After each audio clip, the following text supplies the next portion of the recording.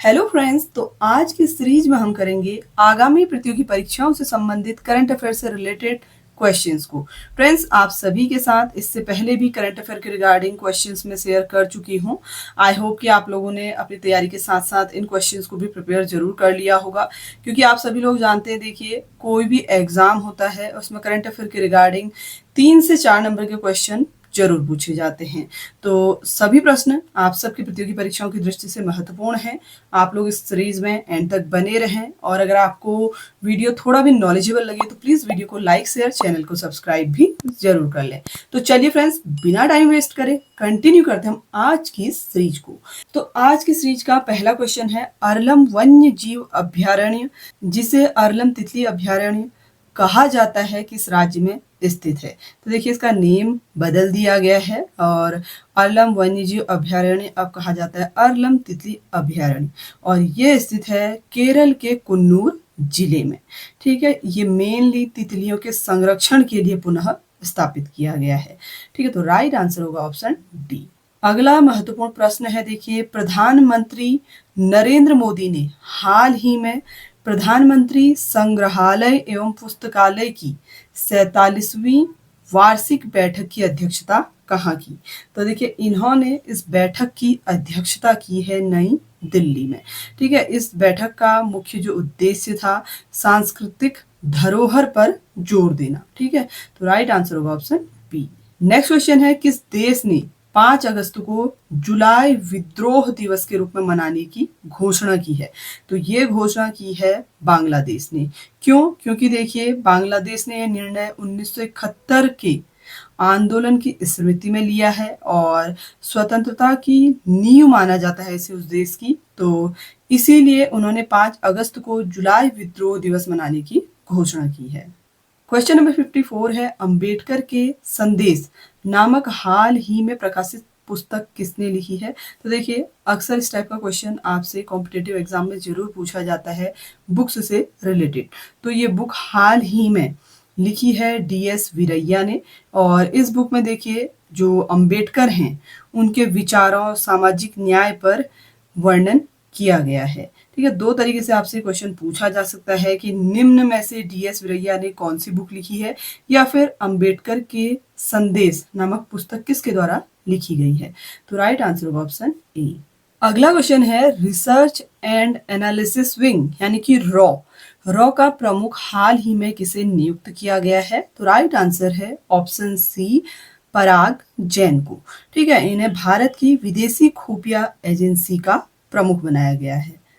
Next question है, केंद्रीय जांच ब्यूरो यानी कि CBI ने किस ऑपरेशन के तहत साइबर अपराध और डिजिटल गिरफ्तारी घोटाले से जुड़े खातों का खुलासा किया है। देखिए साइबर अपराध जो डिजिटल अरेस्ट है वर्तमान में बहुत तेजी से अपने पैर पसार रहा है, तो इसी के चलते CBI द्वारा एक ऑपरेशन चलाया गया ताकि इस पे लगाम लगाई जा सके, और इस ऑपरेशन का नाम है ऑपरेशन चक्रव्यूह। ठीक है, और इसके तहत जितने भी फर्जी बैंक अकाउंट हैं, जो भी डिजिटल धोखाधड़ी हो रही है, उस पर खुलासा किया गया है। तो राइट आंसर है ऑप्शन डी। क्वेश्चन नंबर 57 है, किस राज्य ने शिक्षकों के लिए हमारे शिक्षक डिजिटल प्लेटफॉर्म पर अटेंडेंस को अनिवार्य कर दिया है। देखिए टीचरों के लिए अटेंडेंस अनिवार्य करने वाला राज्य है मध्य प्रदेश। ऐसा क्यों किया गया है, अटेंडेंस क्यों कंपलसरी कर दी गई है, ताकि शिक्षा प्रणाली में पारदर्शिता और निगरानी बढ़ाई जा सके और शिक्षा को एक बेहतरीन स्तर पर लाया जा सके, इसीलिए अटेंडेंस को अनिवार्य कर दिया गया है। नेक्स्ट क्वेश्चन है, भारत ने हाल ही में पठानकोट से गुलाब की खुशबू वाली लीची की पहली खेप किस देश को निर्यात की है। तो राइट आंसर है ऑप्शन बी, कतर। ठीक है, ये निर्यात भारत की कृषि क्षमताओं को वैश्विक बाजार में बढ़ावा देने की दिशा में एक प्रयास है। तो राइट आंसर होगा ऑप्शन बी। अगला महत्वपूर्ण प्रश्न है, वर्ष 2025 का गुडल पुरस्कार डेविड जुकरमैन के साथ किसे प्रदान किया गया।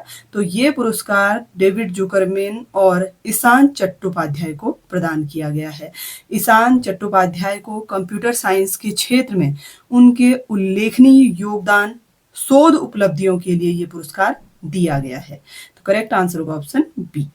नेक्स्ट क्वेश्चन है, केंद्र सरकार ने जनजातीय योजनाओं के बेहतर क्रियान्वयन के लिए अधिकारियों को प्रशिक्षित करने हेतु कौन सी पहल शुरू की है? तो अधिकारियों को प्रशिक्षित करने के लिए आदि कर्मयोगी अभियान चलाया गया है, ठीक है, ताकि जो योजनाएं हैं जनजातीय समुदायों के लिए उनका कार्यान्वयन बेहतर तरीके से हो सके। अगला क्वेश्चन है, प्रधानमंत्री नरेंद्र मोदी ने हाल ही में किस क्रम की प्रगति बैठक की अध्यक्षता की है? देखिए, प्रगति जो है आईसीटी पर आधारित एक प्लेटफॉर्म है जिसका उद्देश्य विभिन्न सरकारी योजनाओं की समीक्षा, उनकी जांच करना है। तो हाल ही में इसके 48वें क्रम की बैठक का आयोजन किया गया था। राइट आंसर होगा ऑप्शन डी। नेक्स्ट क्वेश्चन है, किस देश में अलियावती लौंगकुमेर को भारत का राजदूत नियुक्त किया गया है? तो राइट आंसर है ऑप्शन ए, उत्तर कोरिया। ठीक है, ये जो नियुक्ति है भारत के कूटनीतिक संबंधों को मजबूत करने की दिशा में एक प्रयास है। तो राइट आंसर है ऑप्शन ए। क्वेश्चन नंबर 63 है, राष्ट्रीय उद्यान और संरक्षित क्षेत्रों के प्रबंधन में सर्वश्रेष्ठ राज्य का दर्जा किसे दिया गया है? तो करेक्ट आंसर है केरल। केरल को इसकी पर्यावरणीय जागरूकता और जैव विविधता के संरक्षण के प्रयासों के लिए ये मान्यता दी गई है। तो करेक्ट आंसर होगा ऑप्शन सी। अगला क्वेश्चन है, अंतर्राष्ट्रीय संसदीय दिवस किस तिथि को मनाया जाता है? तो इंटरनेशनल डे ऑफ पार्लियामेंट मनाया जाता है 30 जून को। ठीक है, विश्व की जो संसद है उनकी भूमिका, उनके लोकतंत्र को मजबूत करने के लिए, उनके योगदान को याद करने के लिए ये दिवस मनाया जाता है। तो करेक्ट आंसर है ऑप्शन डी। क्वेश्चन नंबर 65 है, होनहार खिलाड़ियों को बढ़ावा देने हेतु राष्ट्रीय खिलाड़ी वजीफा योजना किस संगठन ने शुरू की है? देखिए, राष्ट्रीय खिलाड़ी वजीफा योजना पूछा जा रहा है, तो इसकी शुरुआत की है अखिल भारतीय शतरंज महासंघ द्वारा। इस योजना का जो उद्देश्य है वो युवा खिलाड़ियों को आर्थिक सहायता देना है ताकि वो खेलों में उत्कृष्टता हासिल कर सके। तो करेक्ट आंसर होगा ऑप्शन ए। क्वेश्चन नंबर 66 है, देखिए, वस्तु एवं सेवा कर दिवस निम्न में से किस दिन मनाया जाता है? तो ये हर साल 1 जुलाई को मनाया जाता है। वस्तु एवं सेवा कर यानी कि जो जीएसटी है इसकी शुरुआत की गई थी 1 जुलाई 2017 को और इसी उपलक्ष्य में हर साल जीएसटी डे मनाया जाता है 1 जुलाई को। नेक्स्ट क्वेश्चन है, प्रतिबंध के बावजूद पाकिस्तानी मूल के सामान ले जा रहे कंटेनर को जब्त करने के लिए कौन सा ऑपरेशन शुरू किया गया है? तो राइट आंसर है option A, deep manifest. Bharat के राजस्व खुफिया निदेशालय द्वारा इस ऑपरेशन को चलाया गया है ताकि जो भी प्रतिबंधित पाकिस्तानी वस्तुओं की तस्करी की जा रही है उसको रोका जा सके। क्वेश्चन नंबर 68 है, ऑपरेशन चक्र वी के तहत साइबर धोखाधड़ी म्यूल खातों का भांडाफोड़ किसने किया? तो राइट आंसर है ऑप्शन डी, सीबीआई ने। ठीक है, सीबीआई ने ऑपरेशन चक्र वी के अंतर्गत देश भर में साइबर अपराध से जुड़े हुए जितने भी फर्जी बैंक अकाउंट हैं उनका खुलासा किया है। तो करेक्ट आंसर है ऑप्शन डी। ठीक है, सीबीआई द्वारा चलाया गया है ऑपरेशन चक्रव्यूह। नेक्स्ट क्वेश्चन है, हुरुन ग्लोबल यूनिकॉर्न इंडेक्स 2025 के अनुसार भारत को कौन सा स्थान प्राप्त हुआ है? तो राइट आंसर है ऑप्शन बी, तीसरा। ठीक है, भारत को यूनिकॉर्न स्टार्टअप की संख्या के हिसाब से अमेरिका और चीन के बाद तीसरा स्थान प्राप्त हुआ है। नेक्स्ट और आज की सीरीज का लास्ट क्वेश्चन है, पहली आसियान भारत क्रूज वार्ता कहाँ आयोजित की गई? तो राइट आंसर है ऑप्शन सी, चेन्नई में। ठीक है, समुद्री सहयोग को बढ़ावा देने के लिए पहली आसियान भारत क्रूज वार्ता का आयोजन चेन्नई में किया गया।